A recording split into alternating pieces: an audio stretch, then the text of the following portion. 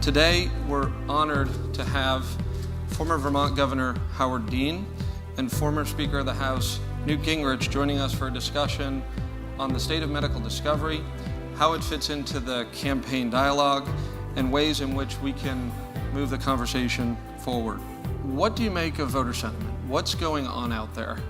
Gallup estimates that 25 million people dropped out of middle-class status in the last decade. Well, that makes them pretty unhappy. There are people who are unhappy about immigration, there are people unhappy about political correctness, there are people unhappy about Washington bureaucracy. You take all the different pieces, put them in one pot, and you've got, on virtually every question that says right track, wrong track, you're at 65, 67% saying wrong track. My analysis is this is a reaction to globalization. Globalization has benefited most of us in this room.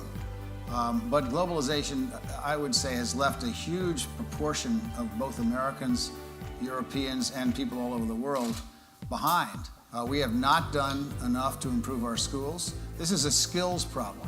How can candidates make healthcare a proactive part of their platform? The biggest problem in American healthcare is not whatever the issue of the day is, you know, too many lawyers, too many doctors, too much drugs, blah, blah, blah. The biggest problem is fee-for-service medicine. If you keep paying us to do stuff, we're going to keep doing it, whether it works or not. And that's been going on for 60 years.